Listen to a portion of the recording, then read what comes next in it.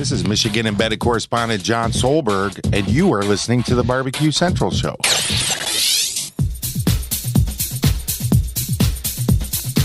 Happy to have you aboard here for the really big barbecue show. Boing. We cook because we have to, and we grill because we want to. Hit me. Fine, how's it going? You have a great show. I'm a big fan. Boing. So what seems to be the problem here? This man looks like he's dead and he's in the crackle. Charbono! It's all about the Charbono, dude! Succulent fish. What?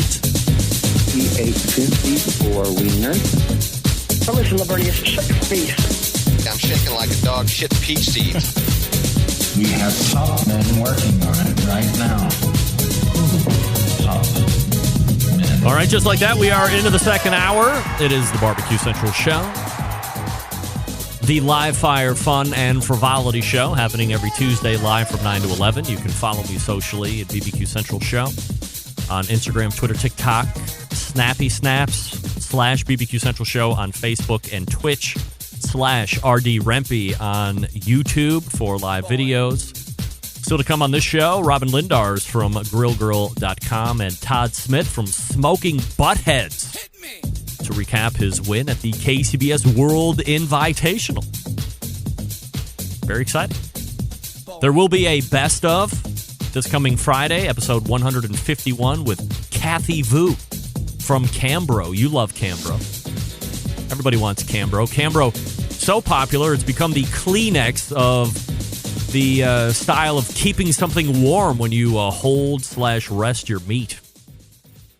Hey, as we were heading out of the first hour, I said that we were going to be talking with a youth that has currently suffered from the coronavirus. Without any further ado, we race to the in-studio cameras and welcome in my middle daughter, Maddie Rempe. Hey, Maddie.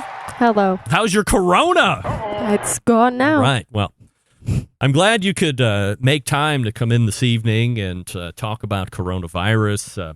It's a funny thing. We've heard about it since, middle of March when everything shut down the first time, and people in very high positions are like, oh, don't go anywhere and cover everything. And you hear about all these numbers of people getting infected, and people are dying, and people are having bad health issues. But did you ever think, as we were going through the last, number of months, especially now, it's like 7 months, 8 months later, whatever the hell it is from when it first started. Do you think that after we get out this far that the chances of you catching it were like slim to none at this point? No, I thought I was going to get it at some point. My friends. You had already committed to the fact that you would get it? Yeah. It was just a matter of when. Like if it was at school, or I got it from work, or I got it from, I don't know, anywhere. I mean, it's not like I was going out and partying every weekend. Like I went to work, and then the next day I had symptoms, and that was it.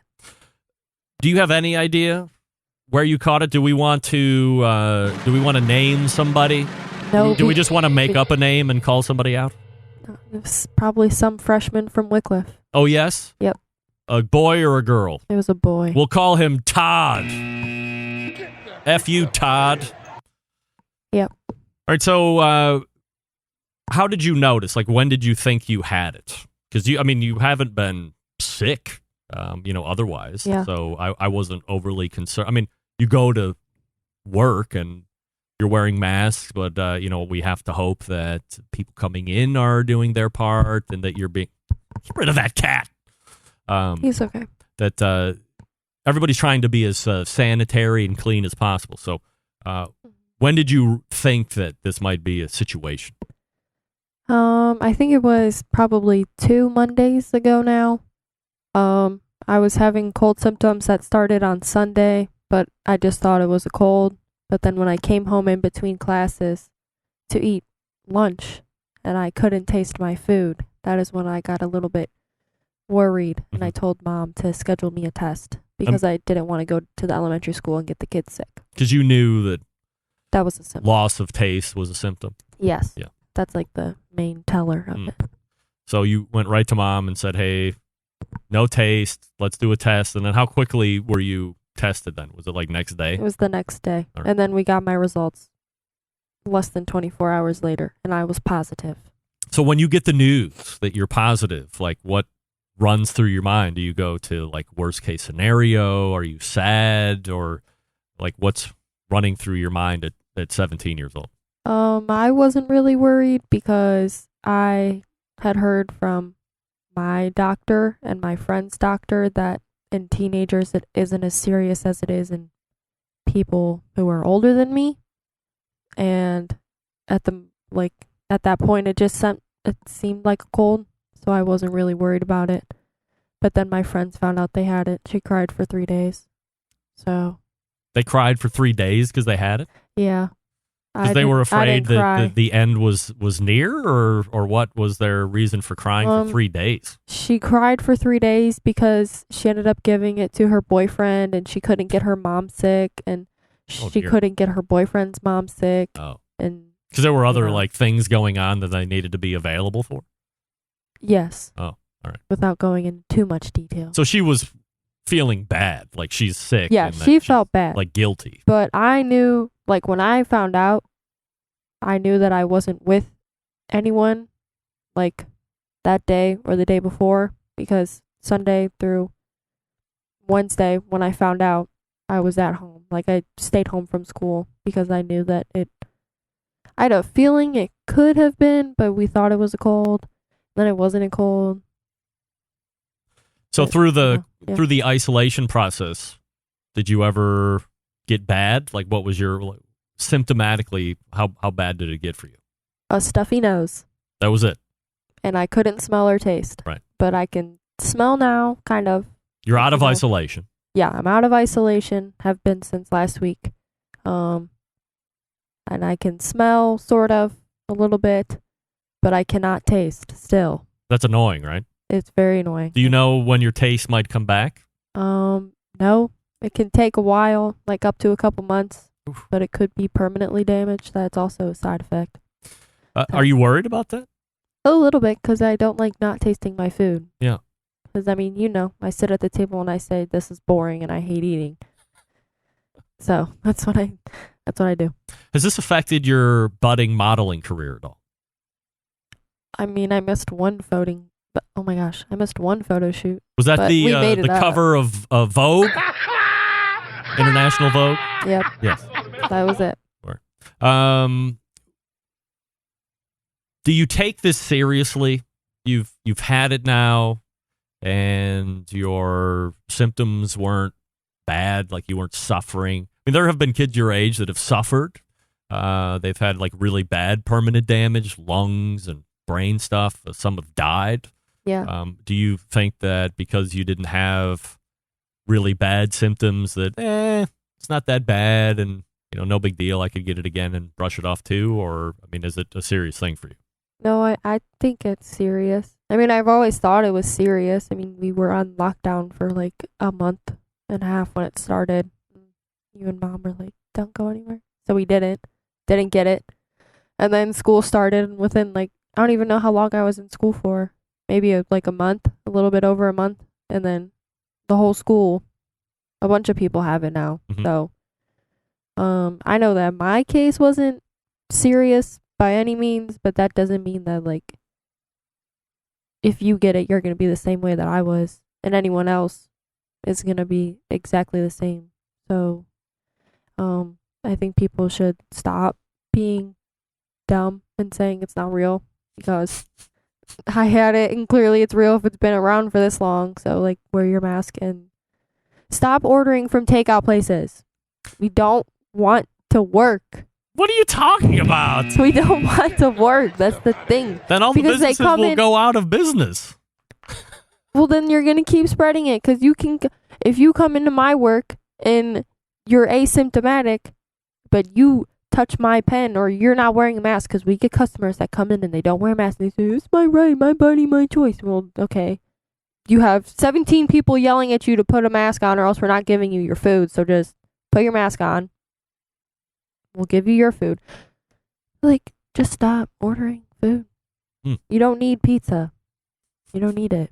You're just talking about stop ordering from Giuseppe's in Wick. Yes. Right? Specific. From Willowick. Yeah. Please stop ordering. Giuseppe's in Willowick. Don't order there. Stop it right now. Order anywhere else. Please support all the other businesses. Ordering. Right. In general. Yes. You don't need takeout. Everyone should know how to cook at home. Why is when we go into a global pandemic and we go on a statewide lockdown, but no, don't worry, you can still go out and get your food. Do you not know how to cook? I do. I learned how to cook when I was in quarantine. Yeah. Because I watched Sam a lot. Sam who? Sam the cooking guy. Favorite. And I watched Joshua Weissman a lot. He's good. I like him a lot. Yeah? Yeah. All right. Get him on the show. Anything else you would like to say to the general public, quarantine related or COVID related? I mean, I'm just happy that it never got any worse than, cold symptoms. Yeah. If you are having symptoms, go get tested and don't be ashamed that you have it. Just tell anyone that you were with that you have it, so then they don't spread it to other people and they don't get it. So we can finally stop and go back to normal life, because I'm getting bored. Right. I heard that. We don't want you to get bored. We have things to do, and you have people to see, and places to go, people to covers see. to grace, all that stuff. Cities to go eat at. Yeah. That's right. Where are we going to go? First city, where are we going? Chicago. RPM Steakhouse? Mm-hmm. That's right. All right. All right, well, there's Maddie giving her harrowing tale of coronavirus 2020. Barely made it. Barely made it, but here she is, prettier than ever, thank goodness, and ready to rock and roll, but not in the literal sense. She'll just, take it easy and be cool. So, Maddie, thanks for coming on and sharing your story with us. Thanks for having me. Anywhere where we should be following you on the socials, for the kooks and pervs? No, thanks. No? Okay, good job. I've taught you well. All right, thanks, Maddie. There she goes. Welcome. That's Maddie right there, talking about her battle with coronavirus. Robin Lindars is in the green room, ready to comment on that, I'm sure. I'll talk to you quickly about Green Mountain Grills. That's right, some of the best pellet cookers out there on the market today. 2 different choices, a Choice line and a Prime line. Also a Prime Plus.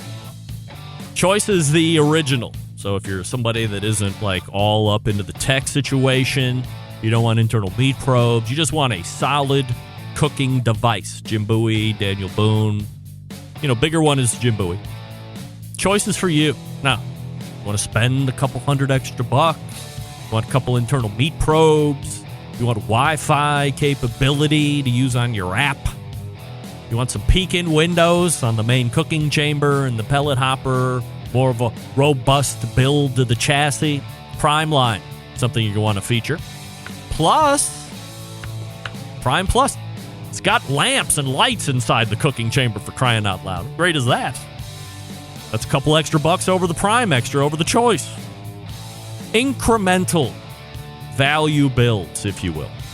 Now, the good news, regardless of Choice or Prime, both the Jim Bowie and the Daniel Boone accommodate the pizza oven insert. It promises to be damn near 50 degrees this coming weekend, so I will be making pizza on my Daniel Boone Prime. Can't wait. You can check out Green Mountain Grills at the website greenmountaingrills.com. They sell through dealers, so find the dealer closest to you. If they're open, go check them out. Talk to the dealer network.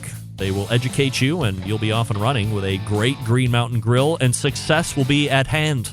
They also sell pellets and rubs and spices and other accessories, like the aforementioned pellet pizza oven insert. GreenMountainGrills.com, and we're back with Robin Lindars from GrillGirl.com right after this. Stick around.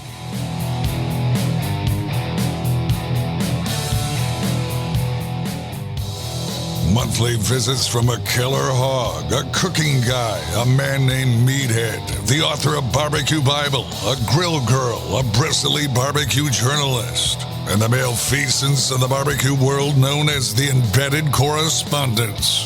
Only found right here on the Barbecue Central Show. This portion brought to you by Pit Barrel Cooker, the most unbelievable outdoor cooking device on the planet, currently available in 2 sizes with a host of accessories. Whether you're a beginner or professional, definitely a cooker you want to add to the arsenal. 2 different sizes to choose from currently. pitbarrelcooker.com and tell them the show sent you. Mention me specific.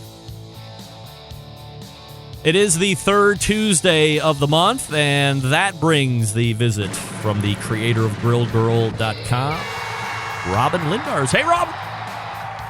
Hi! You got a whole new backdrop situation going. It's very professional looking, I think. Well, it's my office. It's kind of a shit show here, but I'm trying to, I think I need like a background like yours, it just so you can hide the clutter. Yeah, you got the the New York skyline behind me. You've caught me traveling to New York where I have been found out. Oh dear. Yeah, right here in New York City, the home base of the Barbecue Central show. That's right. You're home away from home. Yes, my home away from home. I love the Big Apple. That's where I was. I wasn't originally born in New York City, but upstate New York is where I originally came from, and then eventually pilgrimized down here to the Rock and Roll Hall of Fame city. Made it all the way out west here to Cleveland. Out west, as they said when I was leaving Saratoga. Oh, moving out west, huh? There's tornadoes out there. Robin, we have turkey that is going to be a big deal coming up in just a little over a week. And, let me talk to you about this first before we get into spatchcocking and pickle juice brining and all these other nonsensical items. Do you think that we miss the boat on turkey otherwise? I mean, it's well eaten on the Thanksgiving holiday, and maybe people repeat again in Christmas. But outside of a nice barbecue restaurant, I mean, if you're really not into that or you don't have access to a really good barbecue restaurant, I think, by and large, we're missing out on turkey. Do you think we are? I think so. I don't know anybody that's eating it around me otherwise. I don't know anybody that said, man, had a really great turkey last weekend. I know. You see these big turkey legs on like Instagram feeds or maybe at when people used to have medieval festivals. Sam, the cooking guy just made 4 really huge turkey legs. He got them from Kevin Green over at the butcher shop in Pensacola. He evidently has the market cornered on big-ass turkey legs. But yeah, I mean, short of a theme park, that's a place where you can get them. But yeah, it's it's big picture shots time for sure. Yeah, and I think that's the goal of the National Turkey Federation is just get people thinking about turkey more often. I actually developed some recipes for them for Thanksgiving. The spatchcock turkey, which I've been doing that for a long time. But I think that's just you have to kind of think outside of just the holidays. It is pretty economical and it'll feed a lot of people. I just personally, I never get excited about turkey. Like, oh my God, I can't wait to have turkey other than like Thanksgiving, but I'm really a dark meat person. So when I eat turkey, I want to like gnaw on the leg and the thighs, so I think a lot of people are like, oh, I can't wait for a turkey breast or whatever. But I've just gotten to where I really only like dark meat, anything like meat with lots of fat and the dark meat. So that's why I'm all about brining for turkey. Do you think over the years, over these last couple years that, people like you and me and some of my expert panel that is on regularly have extolled the virtues and benefits of dark meat, and it has become more widely accepted and perhaps even sought over the traditional breast, which I think kind of sucks? Totally. I think the past 10 years, I think people, when they thought grilling, they just thought like super lean proteins, the white meats, if you will. I know when I first started grilling, that was like, back in the day, that was like the first thing I really grilled on my own was like chicken breasts, and like how boring is that, but I think when I first started really learning about all the other stuff was when I was doing, really got a little bit on the competition barbecue, and you see everyone doing chicken thighs, and then you're like, oh my God, like what have I been missing my whole life? And I think with with social, now you just get exposed to so many more things, especially if you're a foodie and you just are exploratory. Meanwhile, I think like your average mother-in-law, or at least I know mine, like shies away from things like chicken thighs, like, oh God, dark meat, but she also eats her steak well done. So there you go. Yeah. Time to get a new mother-in-law, I think. Well, other than that, she's really awesome, but All right, so let's go ahead and do a little turkey talk. Do you have a preferred size that you have found works best? I think there is a kind of an ethereal thought that, a 27-pound turkey that takes up all of the space in the oven, and you pull it out, it's majestic, and all of those things. But in the end, it probably doesn't make a really good product. Where's your key size for a turkey? I'm really all about a smaller turkey. I've done them all different sizes. For example, last year, I just didn't get my act together and didn't order my turkey early enough. So I got like a 23-pounder. Wow. And for spatchcocking, that was a big ass turkey. And I remember like trying to cut the backbone out. And I was like, oh, Jesus, like I needed to enlist help just to like stand on it and, kind of smush it down to get it to lay flat and cut the backbone out. So, and, just from the sake of handling it on the grill and how quickly it cooks and cooking more evenly, I just like the smaller ones. I think they're more manageable. And, I guess with the way things are going this Thanksgiving, smaller is probably going to be where it's at anyway. Right. But I also think, I'd rather do 2 small turkeys than 1 big turkey, just from the way it's more manageable on the grill, and especially spatchcocking, because, spatchcocking, when you spread it out, it does take up more space, because you're kind of versus, look, I'm like animating the turkey position here on the computer. But I would say, I just did a 12-pound one, and that was like the perfect size for me, and everybody still is going to get the kind they want if somebody wants the white versus the dark. But I think where it's at is smaller is where it's at. What about brining? I know you're going to be talking about pickle juice brining per se. There's a recipe that you have working that you want to unveil here this evening, or perhaps it's one that you've been working on for years and we're just talking about it for the first time. But I think there's widely this debate of you have to brine your turkey in order to get the proper best end results, or you have to inject into the breast in order to get flavor and moistness. Of course, a lot of the turkeys that are widely available, Butterball and Honeysuckle, what have you, are already jacked. They have a X% solution, or perhaps the key term you want to look for is self-basting. That also means enhanced. So there's if you're going to brine and you have something that is already enhanced or injected with this solution, there could be an issue where you have a now overly salty turkey because you're infusing more of that salt in it from your brine. So how do you guard against that? And what's your pickle juice brine recipe? So I think that's a good question, what you brought up. And this is something that I kind of battled with a while back, because I had taken a cooking class with this French trained chef who was like, you don't need to brine. It already comes in its own saltwater solution, like you said. But I still don't think that's the same as brining and giving it that overnight moisture bath. And so I say, regardless of where you get your turkey, even if it's a Butterball versus fresh, no saltwater solution, wasn't pre-frozen, all that good stuff. I think brining is just that extra step makes a huge difference in the moisture retention and the flavor of turkey. So it's like, if this is the one time of year you're going to eat turkey, like make this the best stinking turkey you can make and make it more moist and just let it hang out in a brine overnight, and let it do its thing. And so I have a very basic, simple, orange rosemary turkey brine recipe on my website.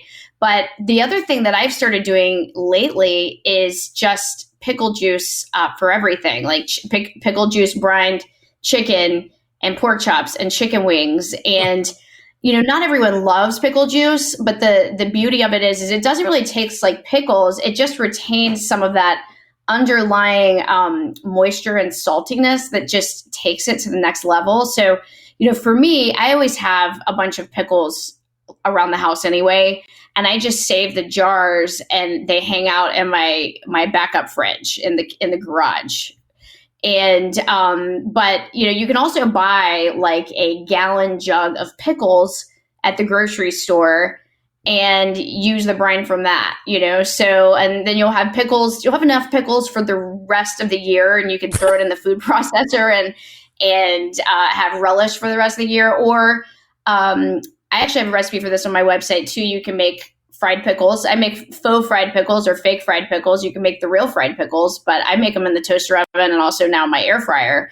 As you discovered our last episode, Greg, I was born in Mississippi, so one of my first food memories is fried pickles. So I've been perfecting that recipe for a while. So, but I am a big fan of the pickle juice brine, and if you like Chick-fil-A, I actually got this idea through them because that's what they brine their chicken in, and that's why it's so freaking good. Really? So, yeah, which is pretty awesome. So, I'm all about the pickle juice brine this year, and so that recipe will be up on the site momentarily. It's I'm editing a video that goes with it, and so my recipe is, you can either make your own pickle brine or you can use like store-bought pickle brine juice, is pickle juice basically. Soak it in that overnight. And then I make a barbecue compound butter. So take your favorite, all-purpose barbecue rub or make your own, which is not that hard, and use like 3 tablespoons of that and 2 sticks of butter, and just moisturize the heck out of your turkey with that butter. And the key thing is that you really need to get that butter underneath the skin and like just get that butter stuck into little pockets under the skin, so that it's, especially the breast, which is going to be the part that dries out the most quickly, and just give it that butter bath and just butter everywhere, right? So the combination of the pickle juice brine and then the barbecue butter, and then sprinkle it after that with a little more barbecue rub, and then, spatchcock it, of course. So remove the backbone, have the butcher do that for you, and it's going to cook so much more evenly. But you also get that really kick-ass crispy skin, which I think is like the best part. And then smoke it or grill it, your call. Smoking, I think, is going to impart more smoke flavor. So between the pickle brine juice, the barbecue butter, and the smoke, you've got just a kick-ass winning combo. And that's what I'm doing on my turkey this year. Will you flip, if you're doing it on the grill, like indirect, will you flip at some point in order to, kick the skin cooking up a little bit more, or no? So the last turkey I just did straight grill on my Weber kettle, and I did essentially a reverse sear. I mean, I smoke roasted it and then on indirect, and then finished it on direct to get that charred up crispy skin. And then the next one I did, I smoked, and it gets really browned and nice that way as well. And so I think what you can do if you're smoking it is, depending on whatever grill you're using. This one I used my pellet smoker because it's easy for smoking. But depending on whatever you're using, get the heat up, or, put it on direct and crisp the skin up at the end, but don't do it till the end. Because, also the more you handle the turkey, this isn't a chicken, it's just bigger. So it's, you guys may have seen me cursing on one of my Instagram stories like about a month and a half ago, because I flipped my turkey over, and this was the one I was doing, making a video for the turkey board with, and the leg fell off. And then I was like, fuck, now I've messed up my pictures, like I got to redo this turkey to get the right pictures. So there is the opportunity, the more you manhandle it, that you're going to, that you might lose a leg, or also just, there's a fine line between getting those beautiful char marks that we all want, and then also mangling the skin a little bit. So I would just say, yes, flip it over at the end to get those char marks, but just be careful because it is delicate. And, when you just smoke and you're not trying so hard to crisp it at the end, you're not having as much surface area. And so you're less likely to kind of screw up the skin or get it, tear it, if you will. And now I'm sounding like a super crazy anal person, but, after you've spent time on your bird and, this is your Thanksgiving moment, you want to be like, everyone take your picture. So the fact of the matter is just be careful if you're going to go in for that crispy skin and, just have your A game and focus and have your gloves and your tongs. And, depending on how you do it, actually, if you're on like a Weber kettle and let's just say you're going from indirect to direct, and I hadn't even thought about this until someone on Instagram pointed it out to me, like, you can just take the grill grates and slide them over. Yeah. You don't actually have to flip the bird.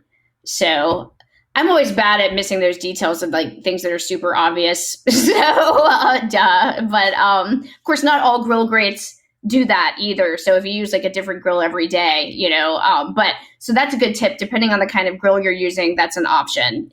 What about sides? Are you a pretty,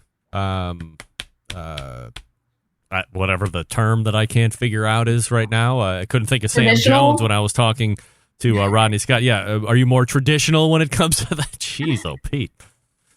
Good night. I actually think I'm kind of atypical because I think some people are very like, I need to have these 3 dishes for Thanksgiving. And like, for example, my dad, if we don't have pecan pie, because, we're Southern, and like, if you don't have pecan pie, it's like a travesty. Like, it's fighting. WTF, but, I married Scott, who is from New York and, New Jersey. We were just talking about New York, so it must have just slipped out. But so like his food traditions are different, so like there are things I always grew up eating that, for them, it's not like a big deal, So like when, like my family, my mom always makes like broccoli salad, which is like the kind of broccoli salad that you always see in Southern living, and every Southern woman has some kind of variation of broccoli salad. But for me, like I'm kind of a non-traditionalist and sometimes use it as an excuse to maybe try new things. So what you'll see on my website, actually momentarily will be published. I've just got my photos finished, is I have some recipes from my cookbook I'll be publishing that are like traditional but non-traditional. So I have a smoked cauliflower mac and cheese. So, cauliflower, alternatives have been kind of, I'd say, growing in the past couple years. And so, it's just a great way to kind of switch it up. I've also got a smoked Brussels sprout, bacon, and pecan slaw or salad, if you will. So I'm kind of, atypical, but I like to push the envelope. I mean, one year we did a fully paleo Thanksgiving and my dad came and he was like, I don't know about this, Robin, but I also think it's an opportunity to, especially if you like to cook, to kind of spread your wings a little bit. Like one year we did a tasting menu. This was actually Scott had been laid off and he had a lot of extra time on his hands. And so we literally did like a 7-course dinner, very small plates, but with a wine pairing, which was really fun. And of course we were all really shit-faced at the end, but we had a great time and we tried some new dishes, so I say like have fun with it and create your own new traditions. Like I actually have this salad that my sister-in-law loves. It's like a roasted beet, goat cheese, orange salad that's very kind of fall, but bright flavors, not as heavy as some of the traditional sides for Thanksgiving. So we always kind of mix it up. Brussels sprouts we do, but like a very kind of sweet maple syrup, balsamic, type of cast iron Brussels sprout. Right. So all that stuff is going to be on your website here momentarily. Before we go, Robin, do you want to do a quick lightning round? Sure. All right. Same questions. I heard the options you gave Rodney, though. I'm feeling like it's a shitty option versus an equally shitty option. Yes, that's right. We call it Would You Rather. Same questions that I asked Rodney. Would you rather blow up 100 balloons or like 500 envelopes? Let's not For some think reason, too hard. The envelopes sound like better to me, even though I feel like I get cancer looking all those envelopes, like just all the yuckiness on them. But anyway, yeah, let's go with envelopes. All right, envelopes. Would you rather be covered in bees or covered in spiders? Oh, geez. Are they poisonous spiders? Robin, let's not overthink it. It's a lightning round, for crying out loud. I'll go with bees. All right, bees it is. Bees for 500. Rodney said bees as well. He said if he stayed really calm, maybe they wouldn't sting him. Would you rather spend a night in a dumpster or spend a night in the porta potty?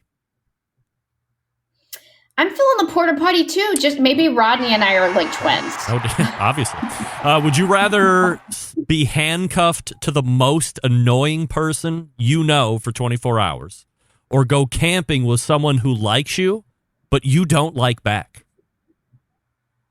Camping. All right. That's what Rodney said too. Yeah. Would you rather give up sex for a year or your cell phone for a year? That's a hard one, Greg. No, it's not. I know all the guys are like, I could not give up sex. Yeah, but right. I give up my phone. On this one. Like, here's my phone. Get out of here. No way. Okay, what's your answer? I guess I'd give up my phone. You guess you would give up your phone, or you would give up your phone? I'd give up my phone. Oh, jeez. I gotta admit, I'm a little surprised, but that's right. Go to grillgirl.com and get the recipes for this coming Thanksgiving. Quickly arriving, by the way, much like 2020 is rapidly coming to a close. Thanksgiving will be here before you know it. If you're not following Robin at Grill Girl Robin on the Instagram, where 26.3 thousand followers are as of 5 o'clock today, then you should do that. And you can see her on the third Tuesday of every month right here on the Barbecue Central Show. Robin, have a great Thanksgiving, and we will see you in December.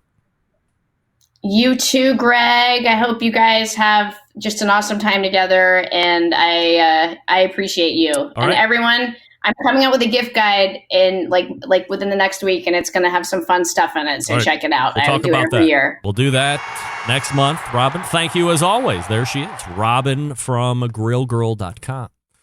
All right, at some point, Todd Smith from Smokin' Buttheads will be in, talking about his big win this past weekend. In the meantime, I will regale you with a read from a Southside Market and Barbecue, the oldest barbecue joint in Texas. Owned and operated by the same family for 3 generations. Great premium Central Texas barbecue products to choose from. Slow smoked over real wood, shipping, distributing, and manufacturing sausages for companies across the U.S., from food trucks to multi-chain restaurants. Southside can be on your menu as well. All meats processed in the on-site USDA-inspected facility. A trusted partner with a focus on quality and authenticity. Wholesale options are available, shipping nationwide via the FedEx. You can also get them through food service distribution like Cisco, U.S. Food, and Martin Foods. Co-packaging capable. Research and development to package completion. They can follow your recipe or help you develop something brand new from scratch. Also, private label opportunities are available. That's the easiest. Visit SouthsideMarket.com for more information or to purchase. And while you're doing that, you can save 10% each and every time if you use promo code BBQ Central. That's BBQ CENTRAL, promo code BBQ Central for 10% off your orders at Southside Market. Todd Smith is in the green room, and we are coming back to talk to him about being a grand champion this past weekend. Stick around. We'll be right back. You're listening to the #1 most downloaded barbecue and grilling podcast anywhere. The Barbecue Central Show.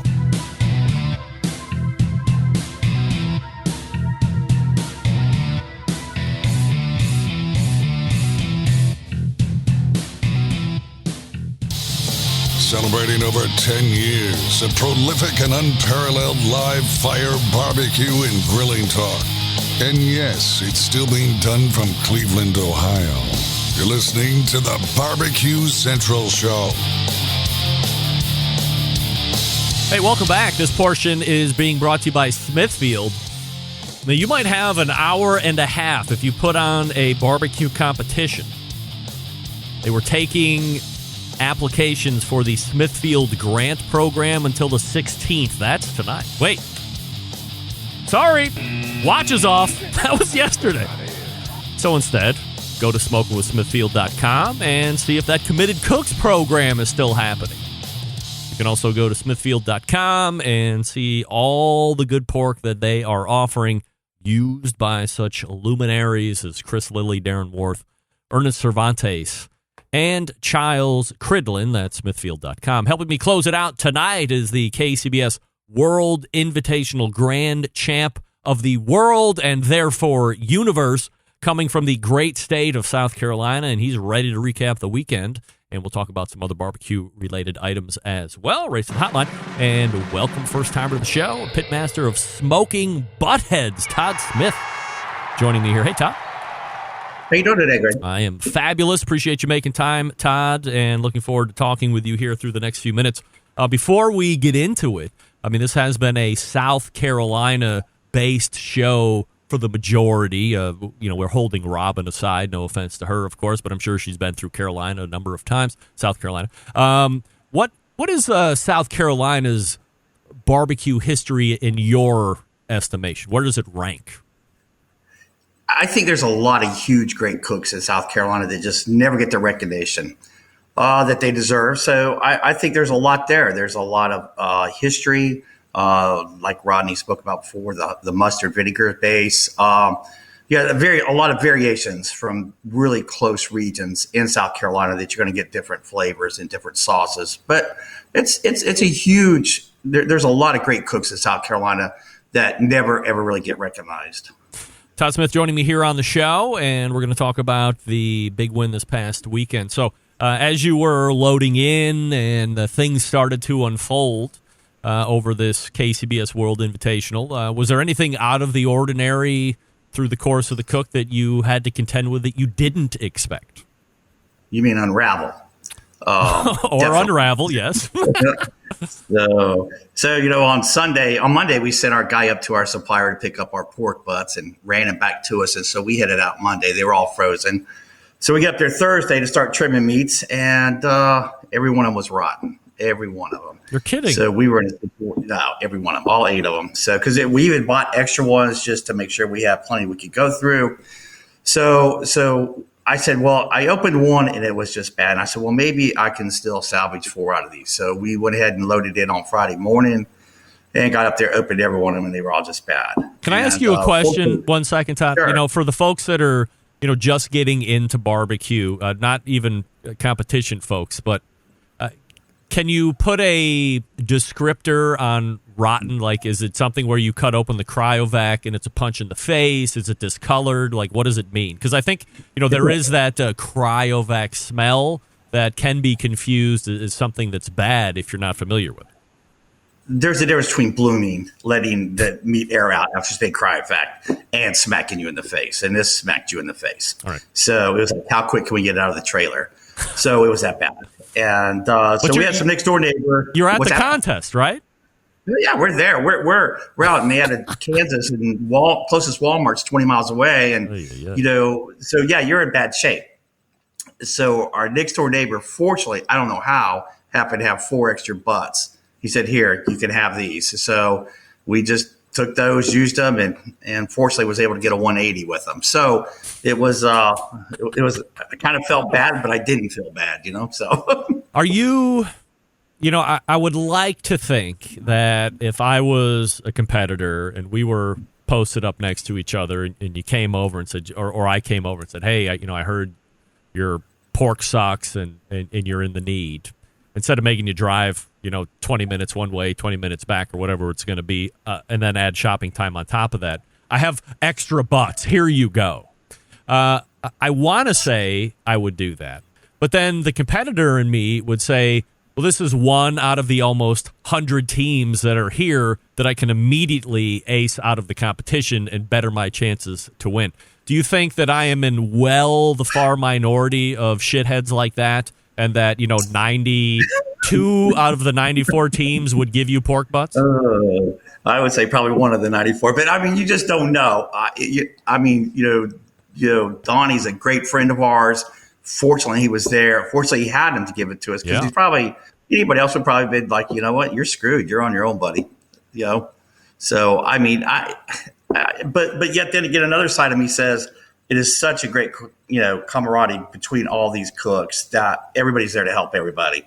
So I've never been in that situation before. I was fortunate to have our next door neighbor just help us out. So I wasn't beating doors down to find out what that percentage would be, but it was not a good start.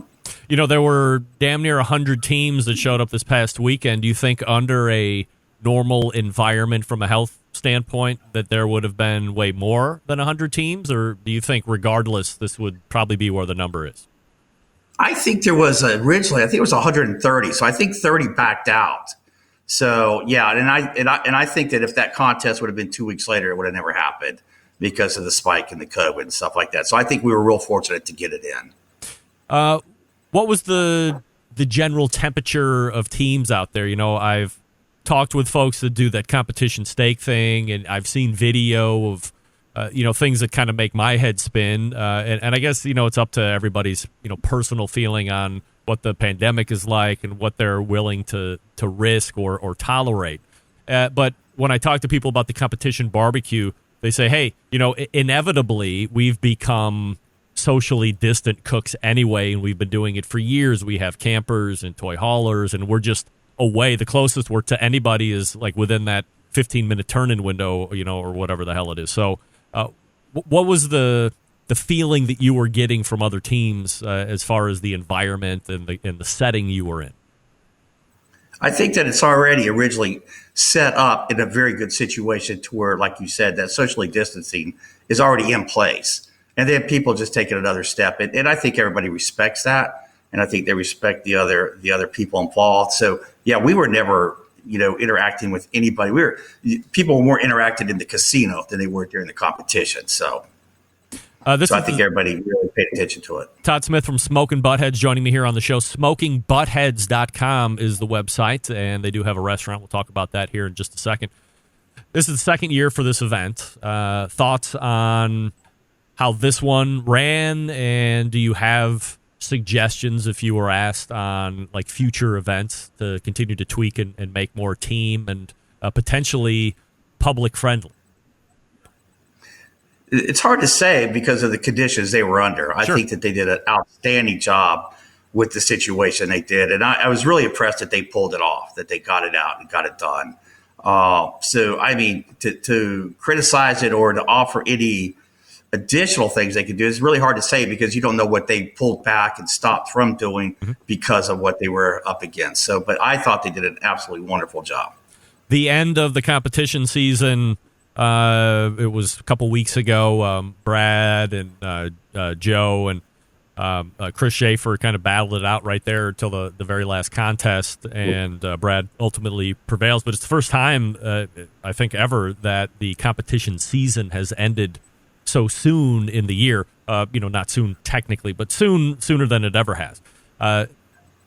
Do you like these new mini chases that are rolling out? One that just started a handful of weeks ago, and trying to encourage perhaps the folks that aren't going to be putting in that marathon bid for Team of the Year. And really, when you look at it, 5, 6, maybe 7 teams are going to put in that marathon. But do you think that this encourages other folks to come out and potentially win something, whether it be an overall 5 or a categorical overall 5?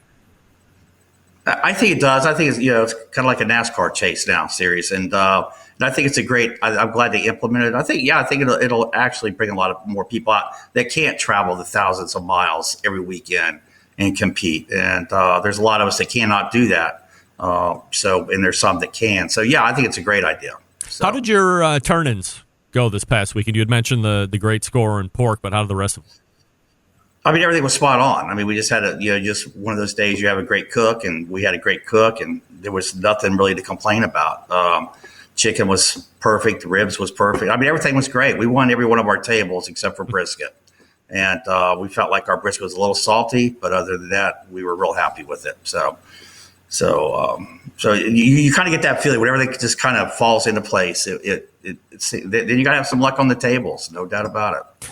When you hear the team name called as overall grand, like where does the win stack up? I know you've won some pretty big ones in your career, but where does this one stack up amongst the rest? No doubt it's the largest one. And we won a huge one here like 2 months ago down in Augusta, Banjo Q. You had 60 teams down there, and you had all your teams from Kansas City, Oklahoma, Texas, all came out there chasing the points. Because, it was a $40,000 pot down there, too. So everybody was after the money. Those are the two biggest contests this year with prize money was the Banjo Q and the World Invitational. So we were fortunate enough to win both of them. And we got 3 180s down in Augusta, which didn't hurt. Wow. So you're stacking it up when it counts, kind of as they say, the big game hunter, if you will. What somebody said, you always got to win the big one. Yeah. Plus the payday probably doesn't hurt either, right? Competition barbecue is not cheap, from what I understand. You do not make money doing competition barbecue. Would you rather win money or have bragging rights if you were given your choice? It's totally about the prestigious. It's all about the bragging rights. Yeah, 100%. If it's about money, you're going the wrong tree. Do you have a potential 2021 competition schedule mapping out at this point, or is it just too early to tell? I know we're going to Lakeland, Florida, and then we're just going to kind of see what happens with the COVID deal. So, hopefully this thing will turn around and the competitions will get back open and there's more options for you to choose from. Todd, I had mentioned in the open that you have a restaurant, but I'm wondering, did the restaurant come first and then you get introduced to competition barbecue, or were you a competitor first and then the restaurant was born out of that? The restaurant came out of our competition. A lot of people here locally loved our food, pushed me into it, and either told me I'd hate them or love them. So I still haven't got to that point yet. So, but we're glad we did it. It's a struggle because we opened up and we've only been there 2 years, and of course 1 year has been fully with COVID. So, and it's a full service. We have 130 seats, full bar, everything else like that, and.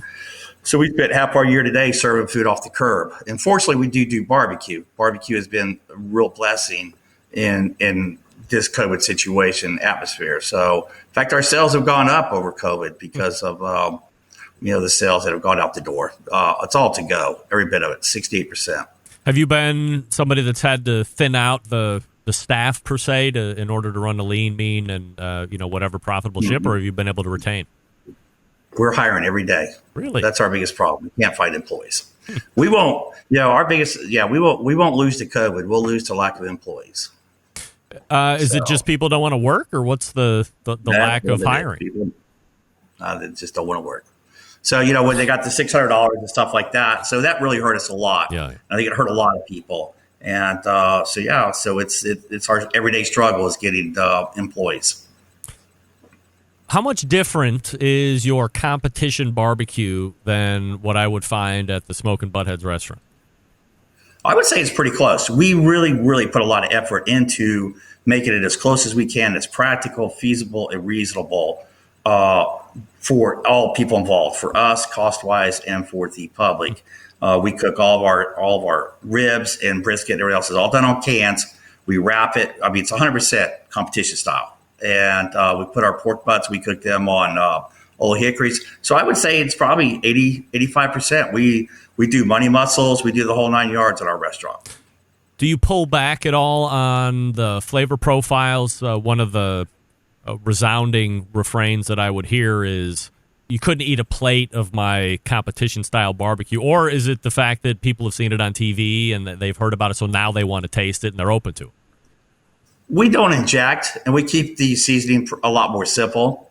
So no, I feel like we do pull back because you're right. It's one bite barbecue, but I think our ribs. We sell tons of ribs. Competition style brisket. We sell out every day. So it's but our brisket in our restaurant I prefer over our competition brisket 100%. So, does competition continue to help grow the restaurant? I know it was, kind of born out of it that way, but do you reach a certain point where even that your success on the circuit isn't necessarily then going to translate over into the restaurant scene at some point? I feel like it 100% translates over into the restaurant. And I think that's why we do it.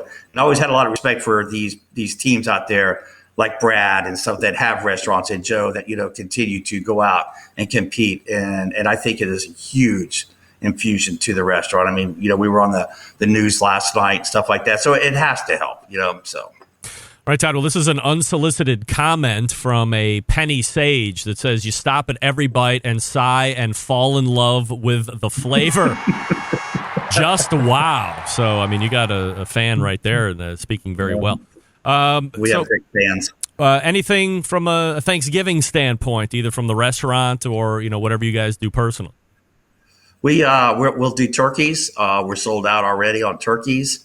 And so we brine them, we inject them, and we slow smoke them, and we have them ready to be picked up on Thursday. So we're probably the only people in town that do that. Everybody else just throws them in the cooler, tells you to come pick them up. But we take a lot of time with it, and that's why we kind of reduce the amount that we'll sell. But yeah, they were sold out the first week we went on sale with them. So, do you use frozen birds to start, or are you a fresh bird purveyor? We do frozen birds, yep. And then we thaw them out, but we do brine them for 24 hours, and we do inject them, and then and that's it. Are you using Robin's pickle juice brine recipe?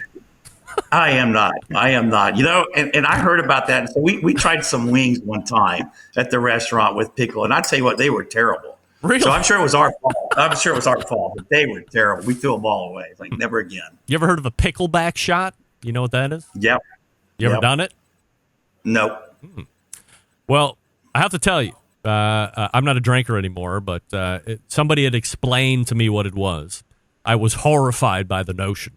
And one day I was a few in, so my inhibitions were dropped. And I did a shot of pickle juice and then a shot of that whiskey right in back of it. And whiskey first and then the pickle juice behind it. And I had to tell you, for as weird as it sounds, it is absolutely delicious. So if you happen to run across those two again and you're in the mood, I would say at least give it the old college try. I love pickle juice. I mean, we go through 10 gallons of pickles a week, so we have plenty of pickle juice. There's no doubt about it. So, all right, Todd, before I let you go, can I be the last offering of a lightning round with you? Sure. All right, so I'm going to ask you the same questions that I asked Rodney and Robin. So just the first answer. This is the would you rather lightning round. So would you rather blow up 100 balloons or lick 500 envelopes? Lick 500 envelopes. All right. So did Robin. Would you rather be covered in bees or covered in spiders? Bees. Bees. Yes. 3 for 3. Would you rather be handcuffed to the most annoying person you know for 24 hours or go camping with someone who likes you, but you don't like back? Go camping. All right. Spend the night in a dumpster or a porta potty? Dumpster. All right. First one of the dumpster, by the way. And the last one, I have a feeling I know this. Would you rather give up sex for a year or your cell phone for a year? Dang, cell phone, I guess. Yeah. Yep, cell phone. Yeah, you're damn right. It took Robin like 5 minutes. She was capitulating back and forth. I couldn't believe it took that long, but that phone must be very important. Well, when you get old, like me, your priorities change. But anyway, no doubt. Todd Smith joining us here on the show. He is the now reigning KCBS World Champ at the Invitational. SmokingButtheads.com is the website, and the restaurant with the same name. Todd, great meeting you this evening and getting that recap over the weekend. Continued success at the restaurant, and we'll talk to you again soon. Thanks, sir. Thanks, Greg. Appreciate it. You got it. Have a great Thanksgiving. And that is Todd Smith right there making a great first appearance. All right. We got one more read, and away we will go. I don't know why I keep hitting that. You want to see me. Lance Owen with the pickleback shot. Gross. What are you talking about? Worst shot I ever had. Maybe you did him in the wrong form. It's whiskey first and then pickle juice second. Hey, since 1983, Pits and Spits has been handcrafting Smokers and Grills in Houston, Texas.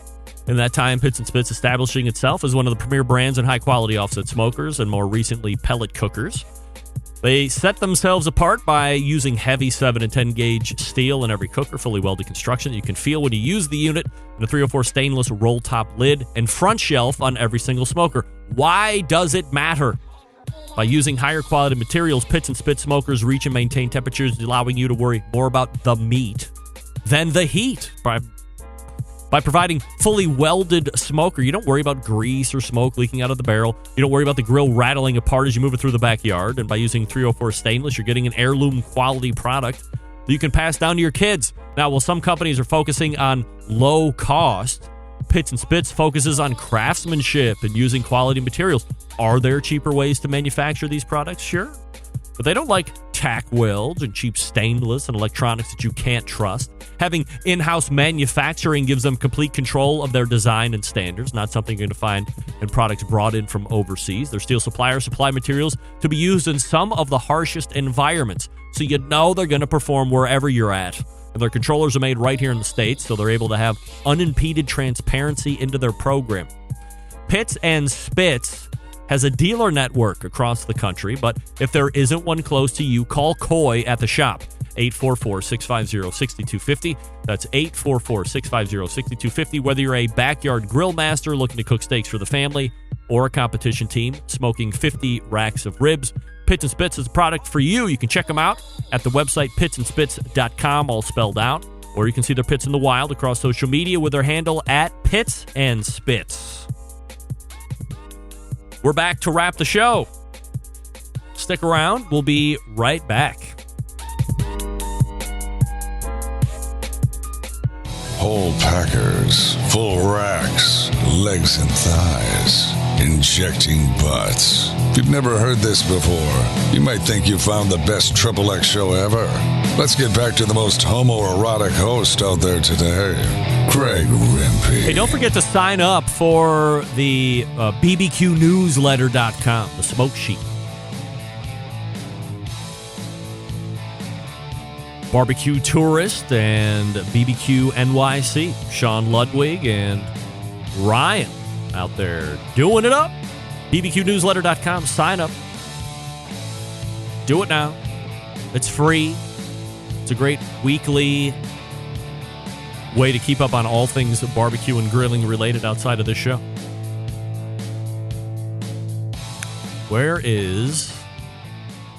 There was a comment that I wanted to play. Oh, here it is from Dino Dan. And this goes back to like the first or the second one. Did he the announcer say Mountain Rushmore? And the answer is yes, he did say Mountain Rushmore. In fact, I can help you by replaying it. Howard Stern, Jim Rome, Dan Patrick, and Greg Rempe. The Mountain Rushmore of talk show entertainment. Yeah.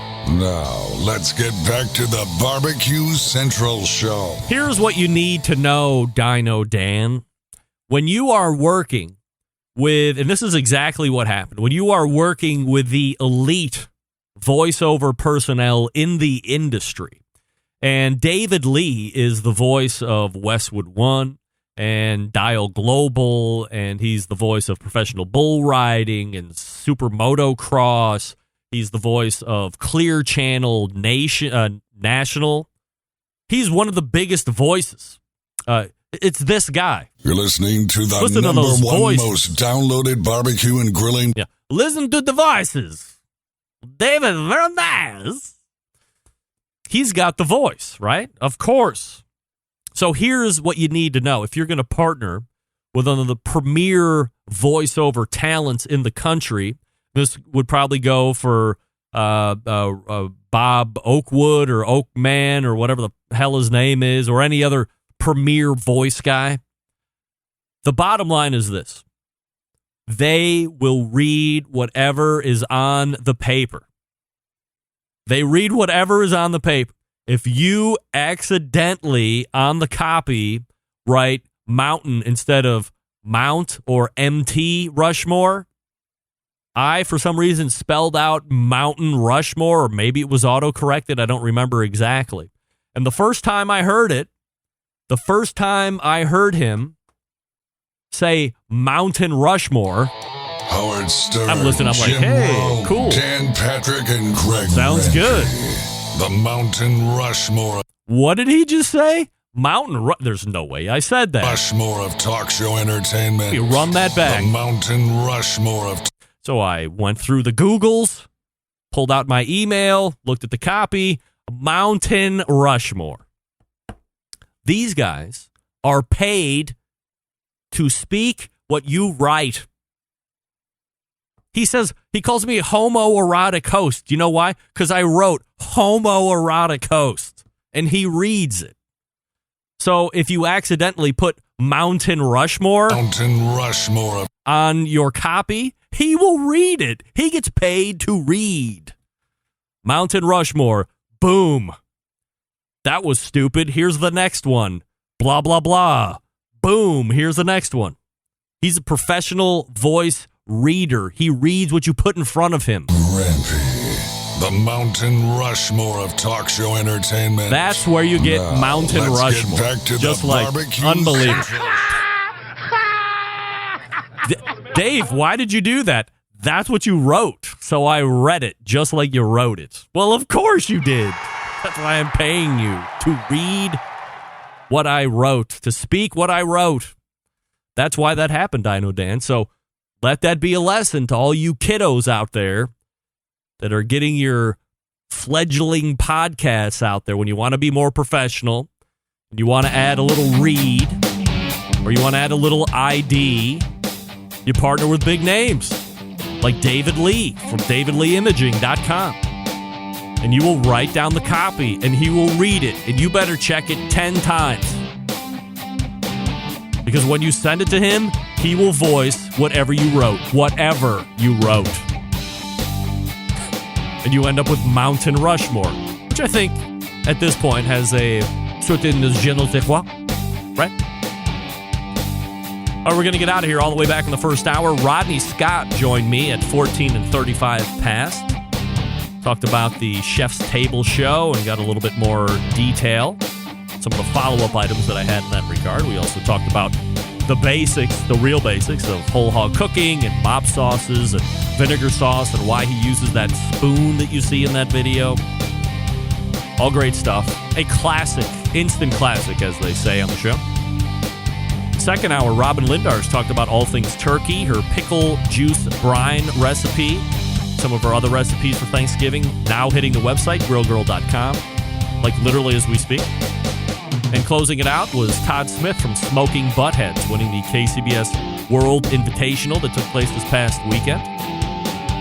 He also has Smoking Buttheads restaurant, so check them out.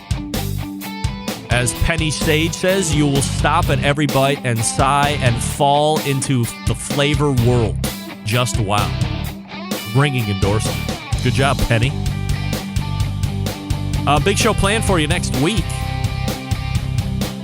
Leading into Thanksgiving. Embedded correspondents are in. Derek Riches is in, amongst others. September 11th, 2001. I will never forget. Until next Tuesday at 9 p.m. Eastern, this is your program host and proud U.S. American, Greg Rempe. Good night now.